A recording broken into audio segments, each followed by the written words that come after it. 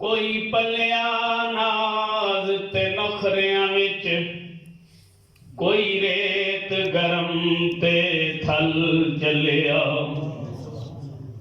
کوئی بھول گیا مقصد آون دا، کوئی کر کے مقصد حل چلیا،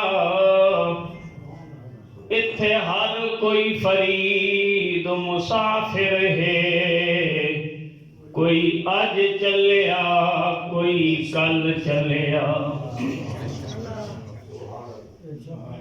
نہایت ہی واجب احترام معزز و محتشم حفاظ کرام، سازی احتشام، سامعین حضرات، ہمارے انتہائی محترم استاد سرفراز صاحب، ان کے بارے میں ماجد کے سال ثواب کی یہ تقریب ہے، اور انہوں نے مجھے آرڈر دیا تھا کہ والدین کی عظمت کے حوالے سے چند باتیں آپ کے سامنے پیش کروں۔ جو آیت کریمہ میں نے آپ کے سامنے اس کا ایک حصہ تلاوت کیا ہے، اس کی ابتدا اس بات سے ہوتی ہے کہ وَقَضَىٰ رَبُّكَ أَلَّا تَعْبُدُوا إِلَّا إِيَّاهُ، تمہارے رب نے یہ فیصلہ کر دیا ہے کہ اللہ کے علاوہ کسی کی عبادت جائز نہیں ہے۔ آگے فرمایا وَبِالْوَالِدَيْنِ إِحْسَانًا، فرمایا اپنے والدین کے ساتھ احسان کرو۔ والدین، والدیہ یا والدیہ، یعنی یہ تین الفاظ وہ ہیں کہ جن میں قرآن مجید فرقان حمید ماں باپ کا اکٹھا ذکر کرتا ہے۔ کسی جگہ فرمایا والدیہ، اس کے ماں باپ، کسی جگہ فرمایا والدیہ، جو بندہ دعا کر رہا ہے اس کے لیے کہ میرے ماں باپ، کہیں پہ فرمایا والدین، یعنی مطلق فرما دیا کہ تمہارے ماں باپ۔ پورے قرآن مجید فرقان حمید میں 16 مقام ایسے ہیں کہ جہاں اللہ کریم نے ماں اور باپ کو یوں اکٹھا بیان کر دیا ہے۔ 4 مقامات پہ والدین، 5 مقامات پہ والدین والدیہ، اور 7 مقامات پہ والدین کا تذکرہ آیا ہے۔ یہ 16 مقامات ہیں جہاں قرآن مجید فرقان حمید نے ماں اور باپ کا اکٹھا تذکرہ کیا ہے، اور جہاں سے بھی آپ پڑھیں گے وہاں ایک بات پھر بھی کامن نظر آئے گی، وہ کیا ہے کہ ماں باپ کا ذکر کرنے سے پہلے اللہ کریم نے کچھ خصوصی بات پہلے کی ہے۔ مثلا یہاں فرمایا وَقَضَىٰ رَبُّكَ أَلَّا تَعْبُدُوا إِلَّا إِيَّاهُ، تمہارے رب نے یہ فیصلہ کر دیا ہے کہ اس کے علاوہ کسی کی عبادت جائز نہیں ہے۔ وَبِالْوَالِدَيْنِ إِحْسَانًا، اور اپنے والدین کے ساتھ احسان کرو۔ ایک جگہ فرمایا وَاعْبُدُوا اللَّهَ وَلَا تُشْرِكُوا بِهِ شَيْئًا وَبِالْوَالِدَيْنِ إِحْسَانًا، کہ اللہ کی عبادت کرو اور اس کے ساتھ کسی کو شریک نہ ٹھہراؤ، اور اپنے والدین کے ساتھ احسان کرو۔ تو بہت ساری جگہیں ایسی ہیں، 3 مقامات ایسے ہیں جہاں اللہ فرماتا ہے وَوَصَّيْنَا الْإِنسَانَ بِوَالِدَيْهِ إِحْسَانًا یا بِوَالِدَيْهِ حُسْنًا، کہ ہم نے انسان کو یہ وصیت کر دی ہے کہ وہ اپنے والدین کے ساتھ احسان کرے۔ وہاں آغاز اس طرح سے ہوتا ہے کہ ہم نے انسان کو یہ وصیت کر دی ہے کہ وہ اپنے والدین کے ساتھ احسان کرے، بھلائی کرے۔ انسان کا جو کہ دنیا میں آتے ہی پہلا تعلق رب کے ساتھ ہے، دوسرا تعلق والدین کے ساتھ ہے، مفسرین فرماتے ہیں، فرمایا انسان کے دنیا میں آنے کا تخلیقی سبب اللہ کی ذات ہے اور ظاہری سبب والدین ہے، کہ انسان کو تخلیق اور پیدا رب نے کیا ہے، اور دنیا میں آنے کا جو ظاہری سبب بنایا ہے وہ اللہ نے والدین کو بنا دیا ہے۔ تو انسان کا پہلا جو تعلق ہے وہ ہے اللہ کے ساتھ، اور ان دونوں آیات جہاں میں نے تذکرہ کیا، ان دونوں آیات کے شروع میں اللہ نے اسی بات پہ زور دیا کہ اللہ کی عبادت کرو۔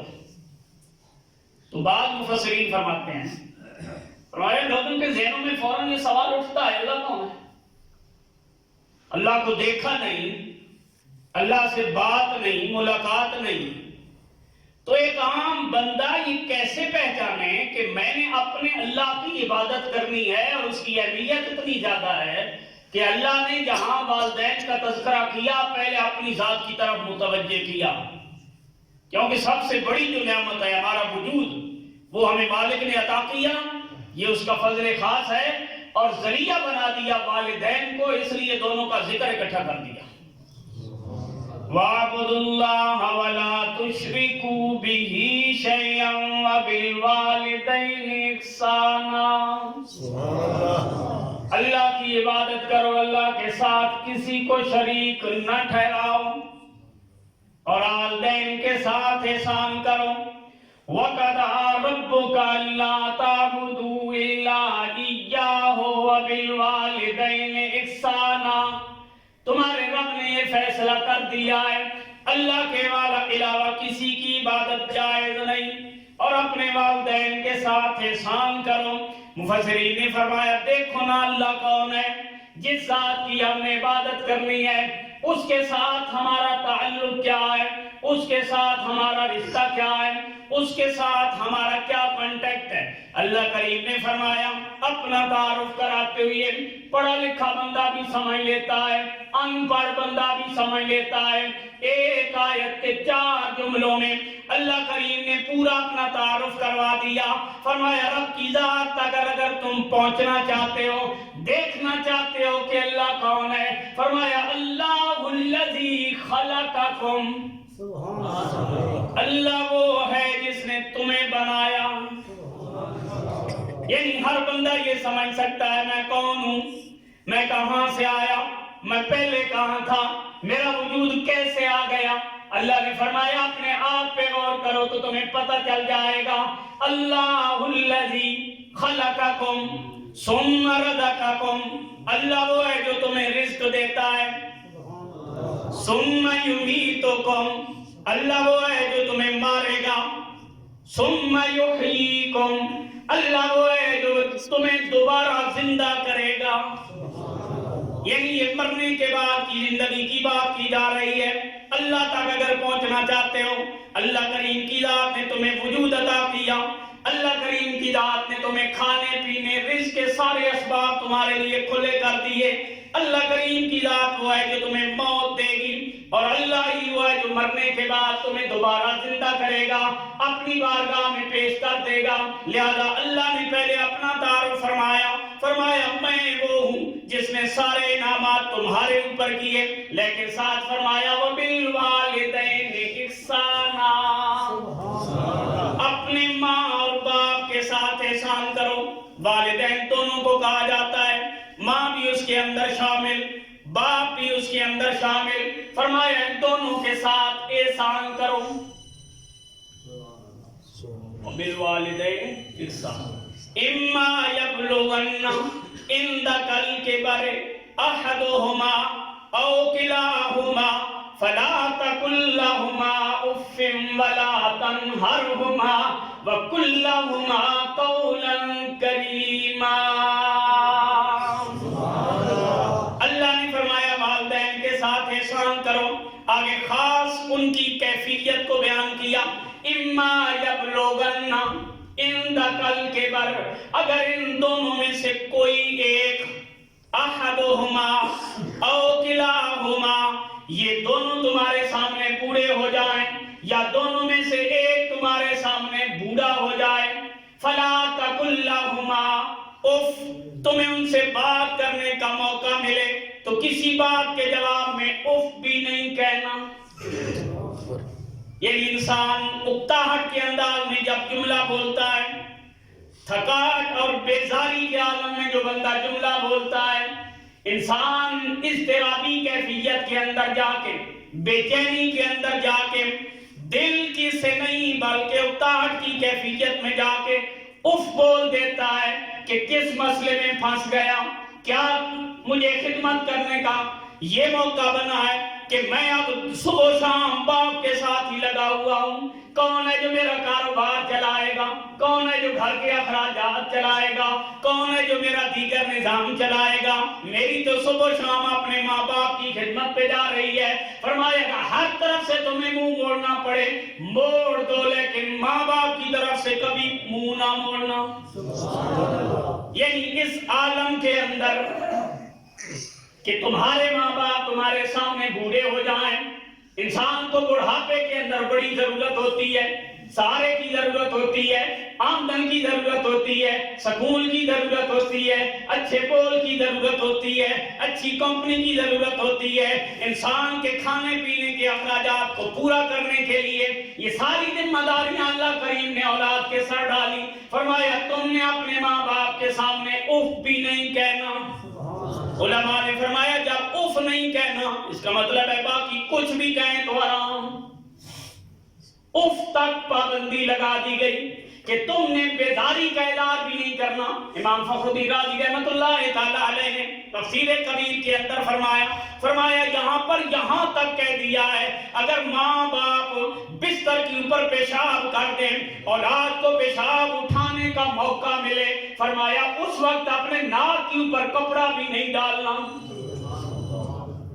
یعنی اس عالم میں تمہارے انداز سے ماں باپ کو یہ محسوس نہ ہو کہ میری اس وجہ سے میری اولاد کو تکلیف ہو رہی ہے. ایسا کیوں ہے؟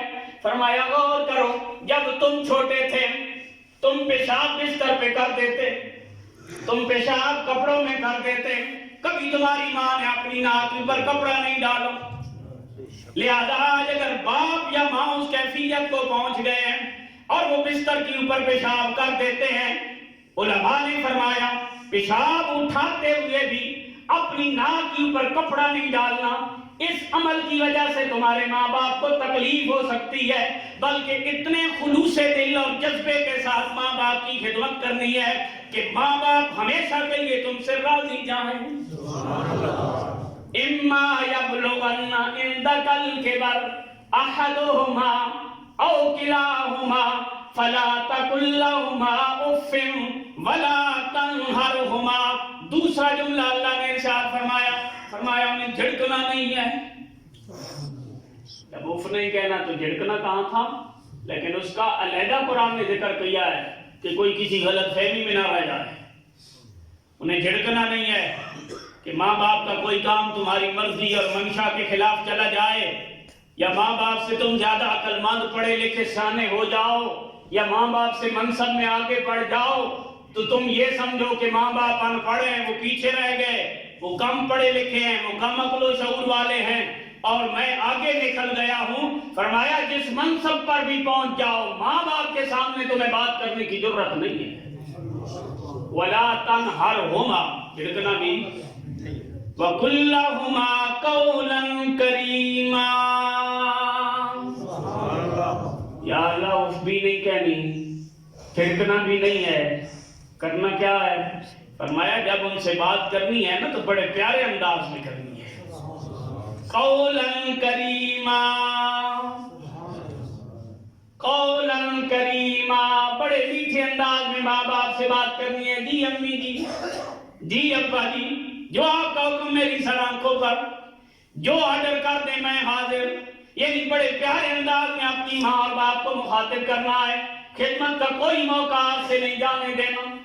علماء نے فرمایا اس کا مطلب یہ بھی ہے کہ یہ نہیں کہ ماں مانگے بھائی مجھے خرچہ چاہیے، باپ طلب کرے بھائی مجھے خرچہ چاہیے، بلکہ فرمایا اولاد کا کام ہے کہ اپنی تنخواہ میں سے پہلے اپنی ماں باپ کے پاس جائیں، ان کی خدمت کے لیے اپنے آپ کو پیش کریں، بلا مانگے بھی ان کے پاس ان کی ضروریات کا ہدیہ پہنچائے. وَقُلْ لَهُمَا قَوْلًا كَرِيمًا وَاخْفِضْ لَهُمَا جَنَاحَ الذُّلِّ من الرحمت. فرمایا ماں باپ کے سامنے ہمیشہ عاجزی کا پیکر بن کے رہنا، رحمت کی چادر بچھا کے رہنا. ماں باپ کے سامنے ہمیشہ پیچھے پیچھے رہنا. انہیں کبھی تمہارے منصب سے ڈر نہ لگے، انہیں کبھی تمہارے عہدے سے ڈر نہ لگے، انہیں کبھی تمہارے اقتدار سے ڈر نہ لگے، انہیں کبھی تمہاری طاقت سے ڈر نہ لگے، انہیں کبھی تمہاری شہرت سے خوف نہ آئے، کبھی تمہارا منصب ان کے لیے خوف کا سبب نہ بنے. دنیا کے جس مقام پر بھی پہنچ جاؤ، اللہ کریم نے فرمایا ان کے سامنے عاجزی کا پیکر بن کے رہنا. اور اگلا جملہ کیا ہی بات ہے، وَقُلْ رَبِّ ارْحَمْهُمَا كَمَا رَبَّيَانِي صَغِيرًا. یہ سارے کام کرنے ہیں. کیا کرنا ہے؟ اوف بھی نہیں کہنی، چڑکنا بھی نہیں ہے، اچھے طریقے سے بات بھی کرنی ہے، عاجزی کے پیکر بن کے بھی سامنے رہنا ہے، رحمت نرم سلوکی کے ساتھ بھی ان سے بات کرنی ہے. یہ سارے کام کرنے کے بعد، یہ ساری ڈیوٹیاں دینے کے بعد علماء نے فرمایا اگر حق ادا ہو گیا ہوتا نا تو اللہ یہ نہ فرماتا. یعنی اللہ یہ سارے کام کر رہی ہے، اگر یہ سارے کام کرنے سے ماں باپ کا حق ادا ہو جاتا تو پھر اللہ یہ نہ کہتا وَقُلْ رَبِّ ارْحَمْهُمَا. یہ سارے کام تم نے کرنے ہیں، پھر کیا کرنا ہے؟ فرمایا پھر میری بارگاہ میں ہاتھ اٹھانے ہیں، پھر مجھ سے مانگنا ہے. تم سے تمہارے ماں باپ کا حق ادا ہی نہیں ہو سکتا. اگر یہ سارا کچھ کرنے کے بعد ماں باپ کا حق ادا ہو جاتا پھر یہ آڈر نہ آتا. لیکن فرمایا یہ سارے کام تم نے کرنے ہیں اور کرنے کے بعد پھر میری بارگاہ میں التجا کرنی ہے، پھر مجھے درخواست دینی ہے. میں مالک ہوں، تیرا بھی رب ہوں، تیرے ماں باپ کا بھی رب ہوں، میں خالق ہوں، پوری کائنات کا میں بنانے والا ہوں. فرمایا یہ سارا کچھ کرنے کے بعد پھر میری بارگاہ میں دامن طلب پھیلا دینا ہے، پھر کہنا ہے رب ارحمہما، اے اللہ میری ماں پہ بھی رحم فرما، میرے باپ پہ بھی رحم فرما. اے اللہ تو ان کی اوپر مہربانی فرما، اے اللہ تو ان کی مدد فرما. فرمایا ماں باپ زندہ ہوں تب بھی ماں باپ کے لیے دعا کرو، ماں باپ بیمار ہیں تب بھی ماں باپ کے لیے دعا کرو، ماں باپ دنیا سے چلے جائیں تب بھی ماں باپ کے لیے دعا کرو. کیا دعا کرنی ہے؟ رب ارحمہما کما ربیانی صغیرا. اللہ کریم نے فرمایا اللہ کی بارگاہ میں دعا کرو، اے اللہ میرے ماں باپ پہ رحم فرما. کس طرح رحم؟ فرمایا باری تعالیٰ جب میں چھوٹا تھا میں حرکت نہیں کر سکتا تھا، میں چل نہیں سکتا تھا، میں کھا پی نہیں سکتا تھا، میری بیماری تکلیف میں جس طرح میرے ماں باپ میرے اوپر رحیم اور کریم رہے، مہربانیاں کرتے رہے، اے میرے مالک میرے ماں باپ پر تو بھی رحم فرما. یہ بچپن سکھایا جا رہا ہے، کیونکہ اولاد جب بڑی ہوتی ہے، جوان ہوتی ہے، پیسہ آتا ہے، طاقت آتی ہے، شہرت آتی ہے، کوئی منصب ملتا ہے تو وہ اپنے بچپن کے 2 3 4 5 سال وہ جو ہوتے ہیں وہ تو بالکل ہی بھول جاتا ہے. وہ سمجھتا ہے میں اسی طرح خوبصورت کا خوبصورت ہی آیا ہوں، اسی طرح میں پڑھا لکھا، اسی طرح میں شہرت والا بندہ آیا ہوں دنیا میں. وہ ماں باپ کی وہ خدمت تو اسے بھول ہی جاتی ہے جو ساری رات جاگ جاگ کے ماں بیٹھی رہتی ہے کہ بیٹا جاگ رہا ہے. ساری رات باپ نوکری کرتا رہتا ہے کہ بیٹے کی دوائی کے پیسے پورے ہو جائیں. ساری دن اور رات ماں باپ مشقت میں گزار دیتے ہیں اس لیے کہ اولاد کسی مقام پہ پہنچ جائے، اور اولاد اس مقام پہ پہنچے تو اولاد ماں باپ کو بھول جائے. اللہ نے فرمایا میں بھولنے نہیں دوں گا، جو بھولے گا وہ دنیا کا بدبخت ترین انسان ہوگا. فرمایا ماں باپ کو کبھی تم فراموش نہیں کر سکتے. اور اللہ کریم نے ایک جگہ نہیں کئی مقام پہ فرمایا ماں باپ کے لیے دعا کرو. یہ ایک جگہ نہیں ہے، یہاں پہ فرمایا رب ارحمہما کما ربیانی صغیرا، کہ اللہ کی بارگاہ میں دعا کرو، التجا کرو، اے اللہ میرے ماں باپ پہ رحم فرما. جس طرح میں چھوٹا تھا تو انہوں نے میرے اوپر رحم کیا، میری تربیت کی، مجھے بڑا کیا، تو ان کے اوپر رحم فرما. ایک مقام پہ اللہ نے فرمایا ربنا اغفر لی ولوالدی، اللہ نے فرمایا بندو مجھ سے دعا کیا کرو؟ فرمایا ربنا اغفر لی، اے ہمارے رب مجھے بخش دے۔ اپنی بخشش مانگنے کے بعد فرمایا وَلِوَالِدَيَّ، اے اللہ میری ماں کو بھی بخش دے، میرے باپ کو بھی بخش دے۔ یعنی یہاں بھی دعا یہی کی جا رہی ہے کہ مالک میرے ماں کو بخش، مالک میرے باپ کو بخش۔ تیسرا مقام فی وَلِوَالِدَيَّ وَلِمَنْ دَخَلَ بَيْتِيَ مُؤْمِنًا وَلِلْمُؤْمِنِينَ۔ اللہ کریم نے یہاں بھی فرمایا اے بندے مجھ سے دعا مانگو، کیا؟ اے رب اغفر لی، مجھے بخش دے، وَلِوَالِدَيَّ، اور میرے ماں باپ کو بخش دے۔ یہ 3 آیات قرآن مجید کی ذہن میں رکھیں کہ 3 آیات میں اللہ نے ڈائریکٹلی ماں باپ کے لیے دعا کرنے کو حکم دیا ہے۔ اور یہ دعا کب کرنی ہے؟ جب تک اولاد زندہ ہے۔ جب تک اولاد زندہ ہے، اولاد کے ذمہ یہ ہے کہ وہ اپنے ماں باپ کے لیے دعا کرے۔ اولاد کے لیے یہ لازم ہے کہ وہ اپنے ماں باپ کے لیے دعا کرے، ان کے لیے ضروری ہے کہ اپنے ماں باپ کو دعاؤں میں یاد رکھے۔ جب تک اولاد زندہ ہے، ماں باپ زندہ ہیں، تب بھی ان کے لیے دعا، دنیا سے چلے جائیں تب بھی ان کے لیے دعا۔ زندہ ہیں تو تب بھی ماں باپ کے لیے دعا کرنی ہے، اور دنیا سے چلے جائیں تو تب بھی دعا کرنی ہے۔ تو کس نے پابندی لگائی کہ فلاں موقع پہ تم دعا کر نہیں سکتے؟ ماں باپ کے لیے جب دعا کرنے کا اوپنلی آرڈر آ گیا، مطلقاً حکم آیا، رب نے فرمایا کہ ماں باپ کے لیے بخشش مانگو، زندہ ہیں تب بھی ان کے لیے دعا مانگو، چلے گئے ہیں تب بھی ان کے لیے کافران ہوں گے۔ فرمایا اگر کافر ہے تب بھی ان کے لیے دعا مانگو۔ اگر ماں باپ کافر ہے تب دعا کیا مانگنی ہے؟ فرمایا تب بخشش کی نہیں، تب اللہ کی بارگاہ میں دعا مانگو، باری تعالیٰ میرے ماں باپ کو ہدایت عطا فرما۔ لیکن دعا پھر بھی مانگنی ہے، پھر بھی اللہ کی بارگاہ میں کہنا ہے کہ باری تعالیٰ میرے ماں باپ کو ہدایت نصیب فرما۔ تو جب ماں باپ کافر ان کی ہدایت کی دعا مانگی جائے، ماں باپ مسلمانوں تو بخشش کی کیوں نہ مانگی جائے گی؟ ماں باپ مومنوں تو ان کی بخشش کی دعا کیوں نہ مانگی جائے گی؟ کیونکہ ماں باپ کا کام تھوڑا تو نہیں ہے، اسٹیٹس بڑا اونچا ہے۔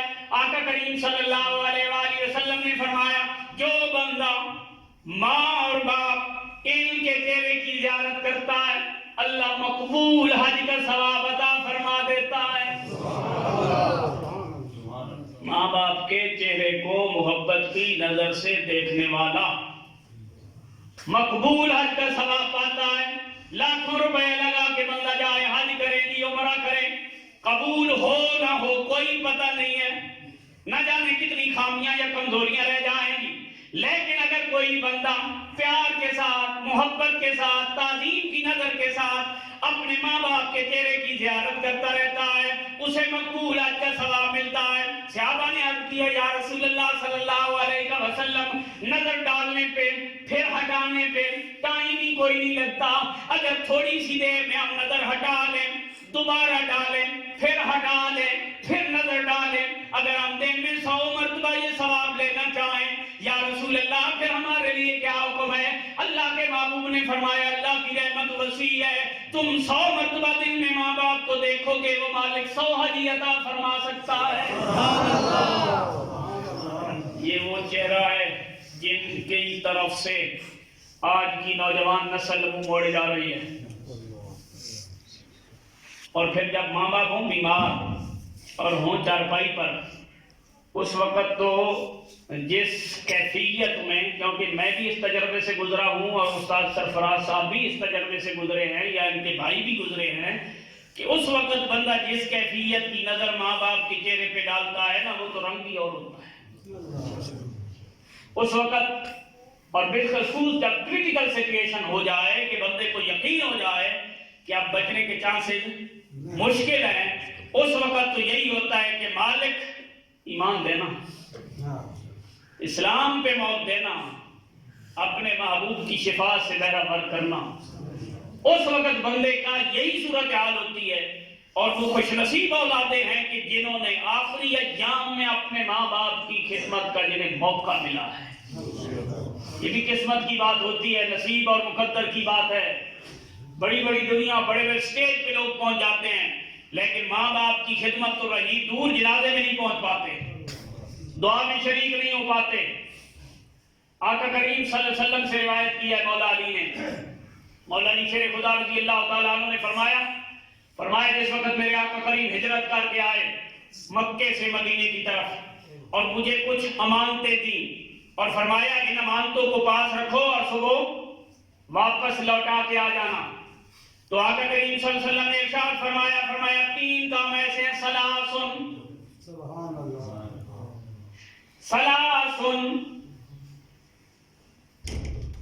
لیس لأحد من الناس فیہن رخصۃ.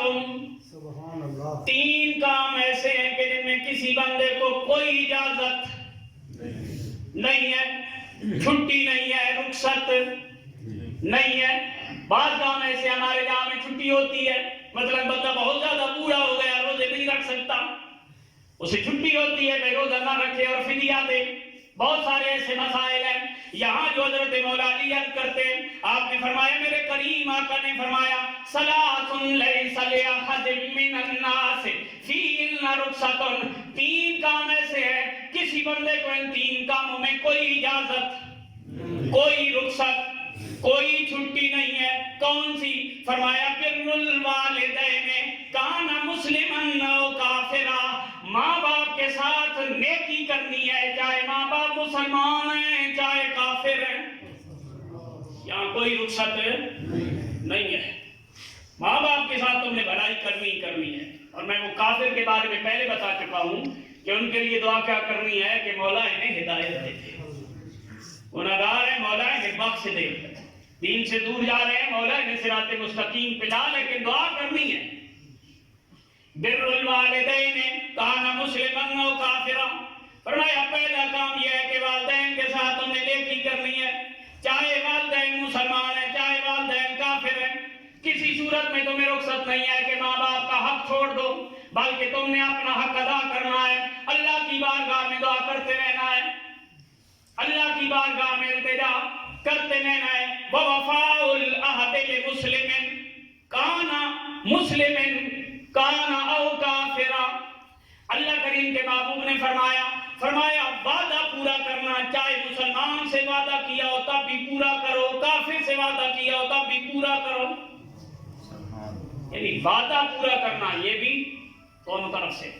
وعدہ الامانت الی مسلم کان او کافرا. اور تیسری بات مولا علی فرماتے ہیں جو میرے کریم نے ارشاد فرمایا امانت ادا کرنا، امانت لوٹانا، چاہے مسلمان کی ہو چاہے کافر کی ہو، وہ اس تک پہنچانا. میرے کریم نے فرمایا یہ 3 کام ایسے ہیں کہ جن میں تمہارے کوئی رخصت نہیں ہے. مطلب یہ ہے کہ اپنے ماں باپ کے ساتھ تم نے بھلائی کرنی ہے، ساری زندگی کرنی ہے. جب تک زندہ رہو گے اپنے ماں باپ کے ساتھ بھلائی کرنی ہے، کبھی کوئی رخصت نہیں ہے.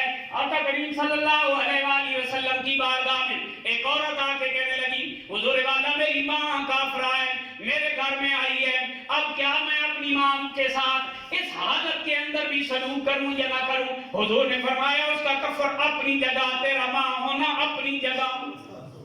تیرے لیے آڈر یہ ہے کیونکہ تو مسلمان ہے، ہمارا دین یہ کہتا ہے تو اپنی ماں کے ساتھ حسن سلوک. حضرت اسید رضی اللہ تعالیٰ عنہ آپ فرماتے ہیں بنو سلمہ کا ایک بندہ آیا حضور کی بارگاہ میں اور اس نے آ کے عرض کیا کہ یا رسول اللہ صلی اللہ علیہ وسلم. یہ حدیث بھی بڑی سننے کے لائق ہے. بعض بندے صرف یہ کہتے ہیں کہ ماں باپ کما کے دے رہے ہیں تو ہم ان کے ساتھ بھلائی کریں، یا ماں باپ زندہ ہیں تو چلو ہم ان کے ساتھ بھلائی کریں. کیا ہمارا ٹارگٹ یہاں پہ ختم ہو جاتا ہے؟ یہاں حدیث مبارکہ نے اس کو پوری تفصیل سے بیان کر دیا ہے میرے آقا کریم صلی اللہ علیہ وسلم کی بارگاہ میں صحابی آئے، انہوں نے عرض کیا کہ یا رسول اللہ میں ماں باپ کے ساتھ سلوک کروں کہاں تک کروں؟ فرمایا زندگی میں تو کرو ہی کرو، مرنے کے بعد بھی 4 حق باقی ہیں۔ ہمارے ماں باپ اگر دنیا سے چلے جائیں تو 4 کام باقی ہیں جو تمہیں کرنے چاہیے، جو تمہیں کرنے پڑیں گے، تمہارے ماں باپ کا حق ہے تمہارے اوپر، یعنی یہاں سے تمہیں چھٹی نہیں مل سکتی، خلاصہ نہیں ہے۔ پہلا کام الصلاۃ علیہما، ماں باپ کی نماز جنازہ پڑھنا۔ بعض بندے کہتے ہیں ہم نماز جنازہ پڑھتے ہیں، میں نے کہا جس دور میں ہم گزر گئے ہیں ایسے لوگ بھی ہیں جو صرف رسم جنازوں میں شریک ہوتے ہیں، گئے بس صرف جنازے میں گئے تھے جی، شریک ہو گئے، تو لازمی بات ہے اگر دوسروں کے جنازوں میں کوئی بندہ رسمن شریک ہوتا ہے تو جس دن اس کے گھر سے ماں یا باپ کا جنازہ اٹھتا ہے تو اس دن تک کیا وہ جنازہ یاد کر لے گا یا اسے جنازہ یاد ہو جائے گا؟ کیونکہ دین کی باتوں کو تو ہم ترجیح دیتے نہیں ہیں، ہم ترجیح دیتے ہیں وقت ٹپاؤ سسٹم کو، اور اس میں ہمارا دھیان نہیں جاتا بھائی ٹھیک ہے کس کو پتہ چلتا ہے بھائی میں نے جنازہ پڑھا ہے میں نے نہیں پڑھا، میں کیسے شریک ہوا ہوں؟ یہ ہماری فطرتی ایک کمزوری، معاشرتی کمزوری اور دین سے لاپرواہی۔ اس وجہ سے جب ہم اس کیٹیگری میں چلے جاتے ہیں تو جس دن ماں باپ رخصت ہوں گے اس دن کیا کریں گے؟ پہلا حق تو وہیں پہ فوت ہو جاتا ہے، الصلاۃ علیہما۔ فرمایا پہلا کام تم نے یہ کرنا ہے، ماں باپ فوت ہو جائیں ان کے مرنے کے بعد ان کا جنازہ پڑھنا ہے، ان کے اوپر نماز پڑھنی ہے۔ دوسرا کام الاستغفار لہما، ان دونوں کے لیے بخشش کی دعا مانگنی ہے، جنازے کے بعد بخشش کی دعا مانگنی ہے۔ والاستغفار لہما، دونوں کے لیے بخشش کی دعا مانگنی ہے۔ تیسرا کام فرمایا انہوں نے جو وعدے کیے ہوں کسی کے ساتھ بھی زندگی کے اندر ان کو پورا کرنا ہے۔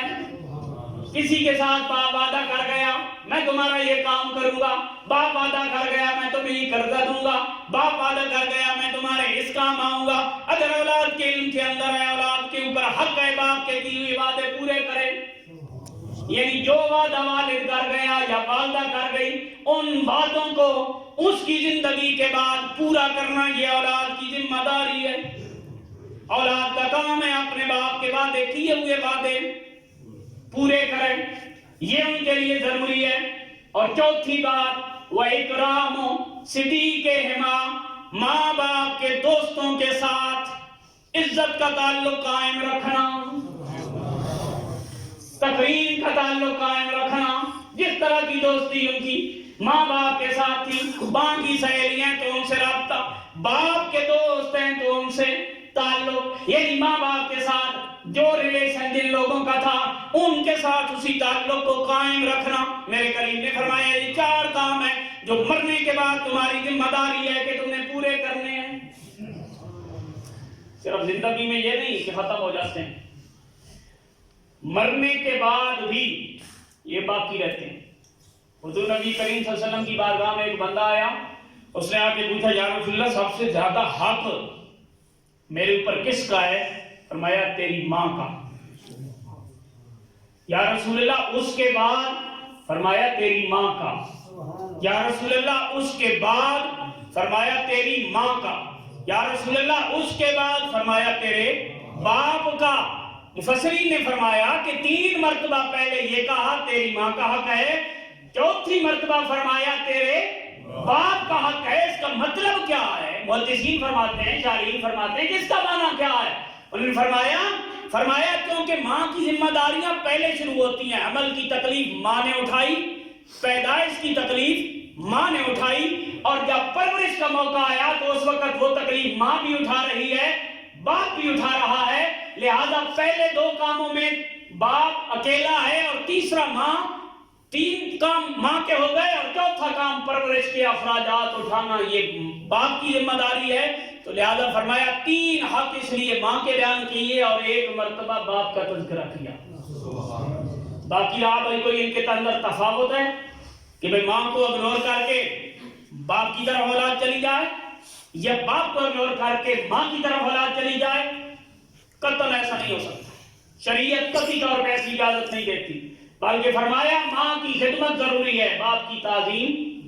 یعنی کہ اگر دو بندے ایک ساتھ تمہیں آرڈر کر دیں، ماں باپ اکٹھے بیٹھے ہیں اور انہوں نے ایک ساتھ کہہ دیا بھائی جناب پانی دے دیں، تو علماء نے فرمایا پہلے پانی ماں کو پیش کیا جائے گا.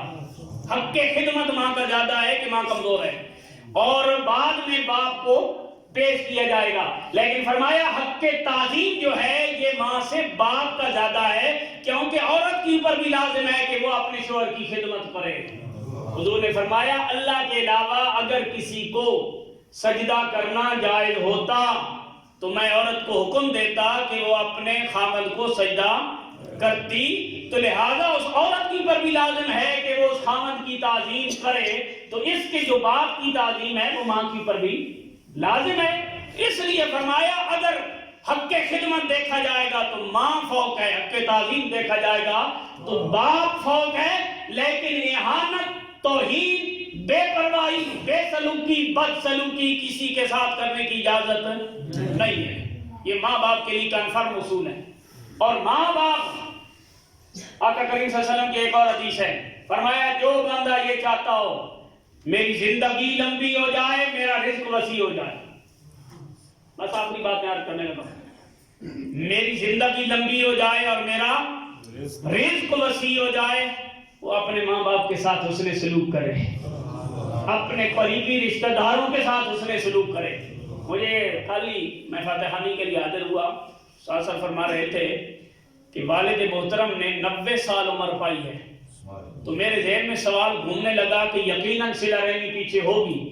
تو وہ ابھی میرے ذہن میں گھوم رہا تھا کہ انہوں نے خود ہی مجھے بتا دیا کہ اللہ کے فضل سے ساری زندگی رشتہ داروں کی خدمت ہی کرتے رہے. یہ صلہ رحمی ہے کہ اپنے رشتہ داروں کے ساتھ. صلہ رحمی کا مطلب یہ ہوتا ہے کہ وہ اچھائی نہ بھی کریں تو ہمیں کرنی چاہیے. مطلب ہے جو ہم سے تعلق کاٹ رہا ہو اس سے جوڑنا چاہیے، جو ہمیں اگنور کر رہا ہو اس سے قریب کرنا چاہیے، جو ہمیں برا کہتا ہو ہم پھر بھی اسے برا نہ کہیں، اپنے دین کے مطابق اپنی ذمہ داریاں پوری کر جائیں. یہ ہے صلہ رحمی. اور اس کا اجر اور صلہ کیا ہے؟ فرمایا زندگی بھی طویل ہو جائے گی اور رزق بھی وسیع ہو جائے گا، یہ اس کی برکت ہے.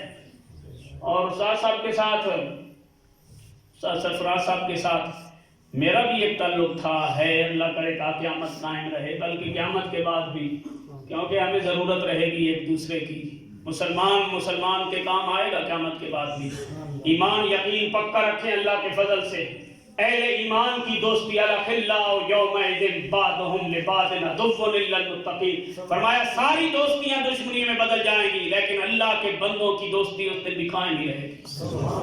بلکہ جو بندے، حضور نے فرمایا، کریم صلی اللہ علیہ وسلم فرماتے ہیں، اللہ فرماتا ہے کہ جو مسلمان ایک دوسرے کے ساتھ جو محبت کرتے ہیں، ملتے ہیں، اٹھتے بیٹھتے ہیں صرف اس لیے کہ یہ اللہ کا بندہ ہے، میں بھی اللہ کا بندہ ہوں، تو اللہ کریم نے فرمایا، اللہ کریم کے محبوب فرماتے ہیں قیامت والے دن اللہ فرمائے گا این متحابون فیہ این متجالسون فیہ.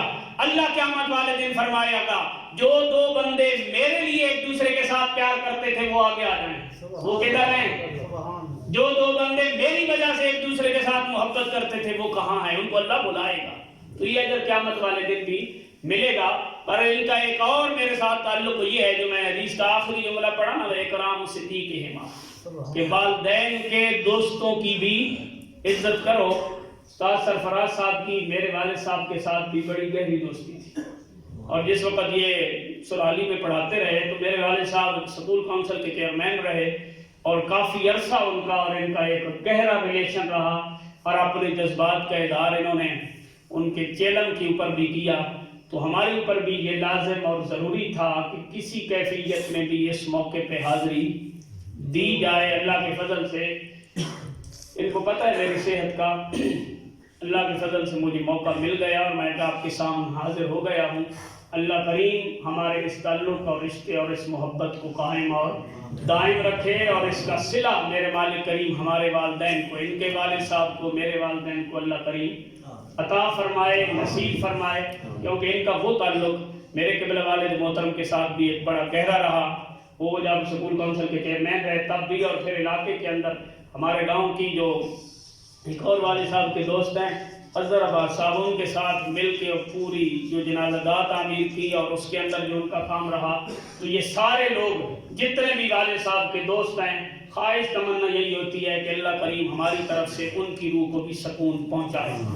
اور دوسرا ایک ریلیشن آپ کے ساتھ بھی ہے، یہ شکیل بھائی بیٹھے ہیں، اشرف بھائی ہیں، یہ استاد غفور صاحب ہیں، استاد سرفراز صاحب ہیں، کہ یہ جس مسجد میں آپ ایک عرصے کے بعد اب میں آپ کے سامنے حاضر ہوا ہوں، اس کی بنیادوں سے لے کر اس کی تعمیر تک، اور پھر اللہ کے فضل سے 3 سے 4 سال کا عرصہ مجھے یہاں فی سبیل اللہ جمعہ پڑھانے کا بھی موقع ملا، اور یہاں میں یہ حاضری دیتا رہا۔ تو ایک عرصے کے بعد یہاں اس مسجد میں اس سبب سے مجھے حاضری کا موقع ملا ہے، کیونکہ اب تو یہ غلامان مصطفیٰ تو وہ پرانا نام تھا، فیضان مدینہ بن چکا ہے، کیونکہ یہ مسجد اب دعوت اسلامی کے زیر انتظام ہو چکی ہے۔ تو خیر انہوں نے تو وہ غلامان مصطفیٰ کا ہی نام دیا، لیکن کیونکہ اس مسجد کے ساتھ بھی ایک پرانی یادیں پرانی ہوتی ہیں، میرے دوستوں کے چہروں پہ مسکراہٹ چھا گئی عہروں سے لے کے جن کے ساتھ ہم تھے، اور فیضان مدینہ بننے تک جن کے ساتھ ایک تعلق رہا، اللہ کریم اس کو بھی قائم اور دائم فرمائے، رب اپنے گھر کو آباد فرمائے، گھر کو آباد کرنے والوں کو آباد فرمائے، اور اللہ کریم ہمارے محترم جناب استاد سرفراز صاحب اور ان کے دیگر جو بھائی ہیں، ان کو جو والد صاحب کا صدمہ ہے، اللہ ان کے صبر اور اجر نصیب فرمائے، اور ان کے والد صاحب کی بخشش اور مغفرت فرمائے، اور اہل ایمان کو آپس میں اخلاص محبت کے رشتوں کو قائم رکھنے کی توفیق نصیب فرمائے۔ وما علینا الا البلاغ۔